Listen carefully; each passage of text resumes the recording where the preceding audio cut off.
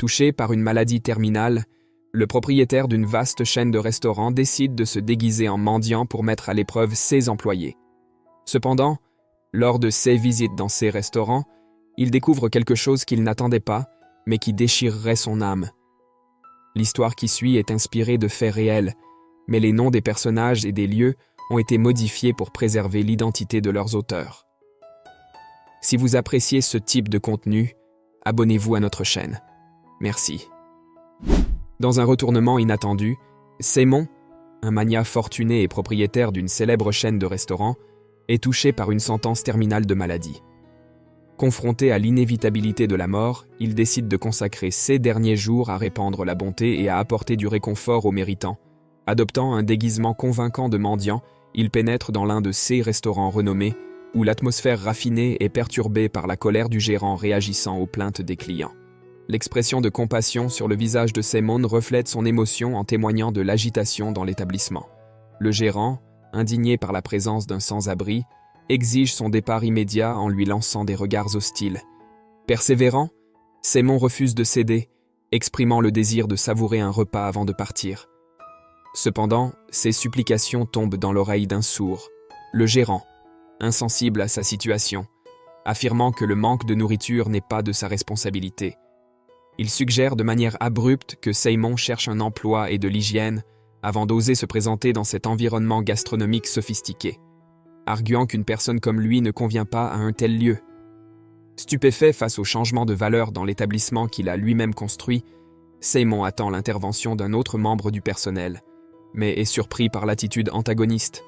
Le chef apparaît, questionnant la situation, mais ne reçoit qu'une version déformée des faits de la part d'un serveur. Celui-ci dépeint Simon comme un mendiant affamé cherchant un repas gratuit, intensifiant l'hostilité. Le chef enflammé de colère suggère que s'il veut un repas gratuit, il peut fouiller les poubelles à l'arrière du restaurant, où les restes de la veille ont été jetés.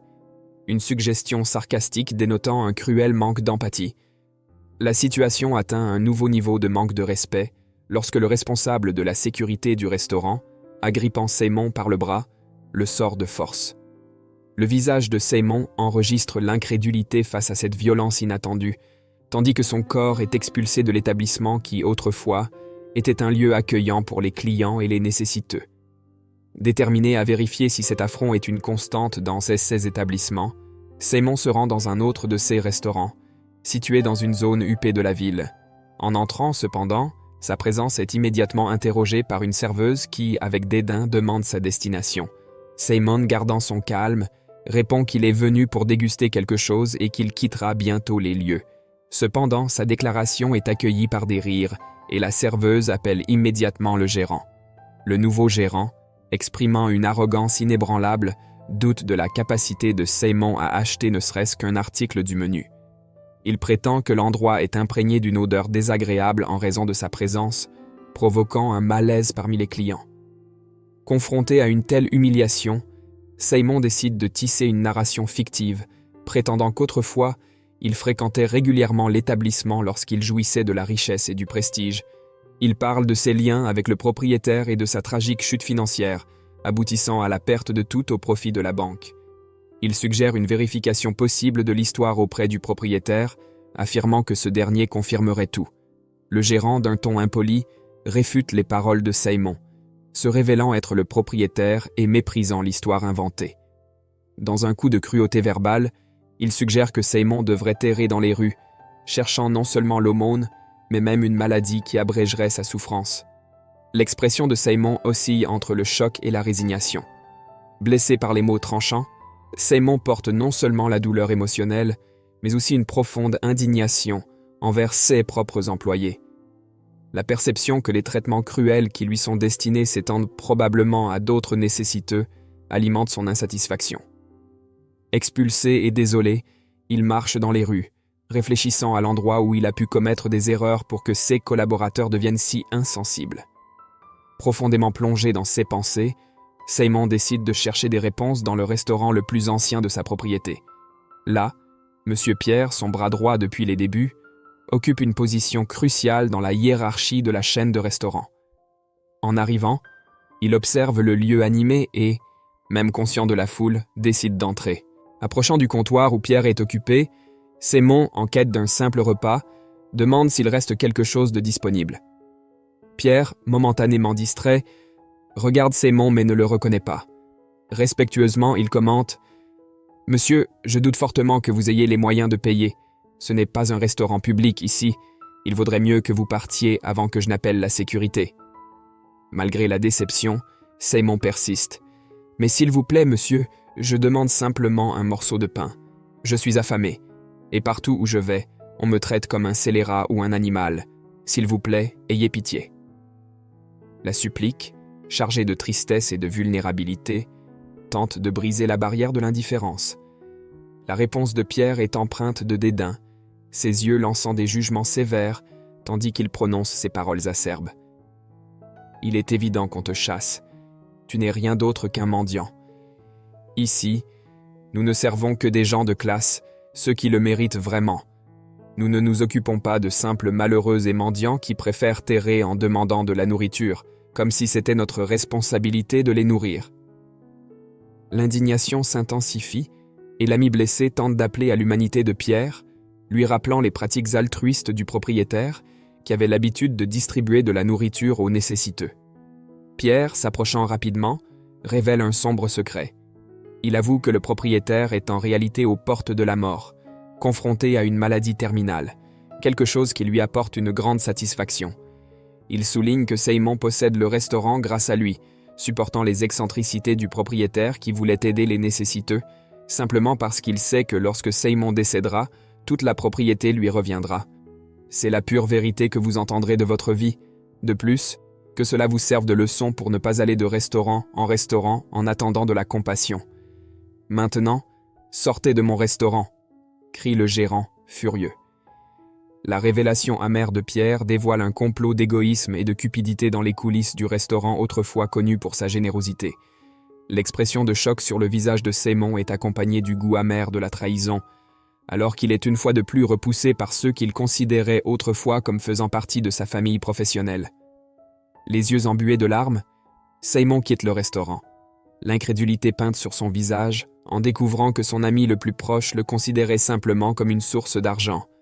La douleur de la trahison et la blessure profonde dans son âme l'accompagnent alors qu'il visite ces établissements, faisant face au même traitement froid et inhumain dans chacun d'eux. Le dernier espoir repose sur le restaurant de la rue principale, réputé comme le meilleur de la ville.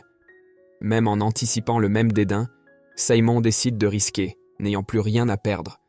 En arrivant, il remarque l'affluence, mais la détermination le pousse à entrer. Cependant, il est arrêté par le vigile, interrogé sur ses intentions. Simon, vêtu humblement, révèle sa faim et les tentatives frustrées dans d'autres restaurants. Avec humilité, il demande quelque chose à manger. Le vigile, sensible à la situation, demande qu'il attende à la porte pendant qu'il informe le gérant. Le gérant émerge, observe le vieil homme et demande « Dites-moi, monsieur, en quoi puis-je vous aider ?» Le vieil homme, déguisé pour cacher sa véritable identité, partage son histoire, mentionnant une maladie et l'humiliation qu'il a subie dans les autres établissements.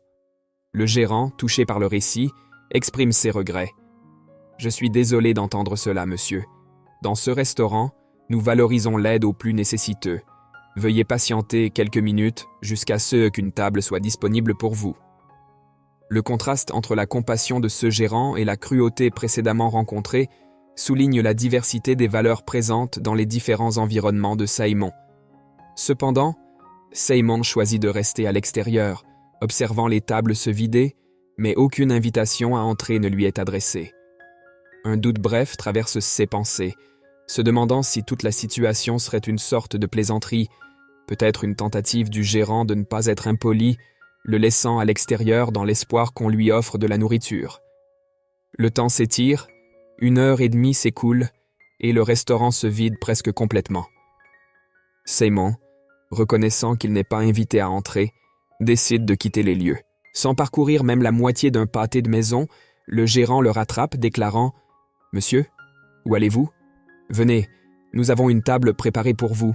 Revenez au restaurant. » Le revirement soudain dans l'attitude du gérant laisse Simon perplexe, mettant en évidence la complexité des sentiments éprouvés face à l'incertitude et à l'hésitation initiale.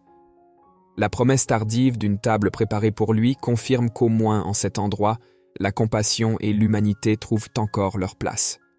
En entrant dans le restaurant, Simon aperçoit une grande table au centre, généreusement ornée d'une variété de plats appétissants. Avant qu'il ne prenne place, le gérant, tenant l'un de ses épaules, partage une histoire personnelle émouvante. « Écoutez, j'ai déjà été une personne prospère, mais un jour j'ai eu un accident qui m'a obligé à dépenser toute ma fortune pour tenter de sauver ma femme. Malheureusement, les médecins n'ont rien pu faire et elle est finalement décédée. J'ai sombré dans la dépression et l'alcoolisme, perdu ma maison et me suis retrouvé dans la rue, mendiant pour de la nourriture. Jusqu'à ce qu'un jour, je suis arrivé dans ce restaurant et le propriétaire m'a tendu la main. Il m'a offert de la nourriture et un emploi. Je lui dois tout ce que j'ai aujourd'hui. Regardez-moi maintenant, grâce à un geste de compassion, je suis une personne renouvelée et j'aimerais vous rendre la même chose. » Avec cette révélation, l'équipe du restaurant accueille Simon avec un traitement digne de la royauté. Lors de l'adieu, tous se rassemblent à la porte, lui offrant une petite somme qu'ils ont rassemblée. Le chef offre à Simon une portion de nourriture emballée à emporter, tandis que le gérant conclut « Monsieur, si vous le souhaitez demain matin, prenez une douche et je vous apporterai personnellement quelques vêtements pour que vous puissiez commencer à travailler ici, si vous êtes prêt à accepter notre aide. » Touché par ce retournement de situation, Simon contemple l'offre généreuse avec un mélange de gratitude et d'espoir. Le vieil homme quitte ce restaurant les yeux remplis de larmes. Le lendemain, il convoque tous les employés de 16 établissements. Réunis, il murmure sur la raison de la convocation, jusqu'à ce que, soudainement, M. Simon entre par la porte principale, vêtu de son déguisement de mendiant. Les regards convergent vers le vieil homme en haillons qui vient d'entrer. Confus, tous échangent des regards, essayant de comprendre ce qui se passe, quand, lentement, le modeste mendiant monte sur la scène, une marche à la fois. L'agitation commence instantanément. Les employés commencent à soupçonner le but de la réunion, et les esprits s'échauffent. Beaucoup reconnaissent la silhouette du mendiant, tandis que d'autres ne se souviennent à peine de lui. Sans tarder, M. Simon prend le micro des mains de l'un de ses aides et commence à parler. Beaucoup d'entre vous se demandent peut-être où est le chef ou pourquoi il n'est pas encore arrivé. Eh bien, je suis là depuis un moment déjà. Alors que le vieil homme avance dans son discours, il enlève progressivement les parties de son déguisement, révélant ainsi son identité peu à peu. Tous restent stupéfaits. L'expression de surprise et de regret est évidente chez beaucoup d'entre eux. Le poids de la culpabilité est si lourd pour certains que, avant même que Simon puisse terminer son discours, beaucoup quittent les lieux, conscients du licenciement imminent. L'impact de la révélation résonne, transformant l'ambiance en un mélange de surprise et de confrontation avec leurs propres actions. Simon a été ferme et incisif dans sa décision. Il a licencié tous les employés des restaurants qui l'avaient traité avec mépris, y compris son ami et bras droit, Pierre, qui avait révélé un secret si cruel à un mendiant inconnu. Pierre, face au licenciement imminent, n'a pas cherché à se défendre. Il s'est simplement tourné et est sorti par la porte d'entrée, laissant l'atmosphère enveloppée d'un silence bruyant.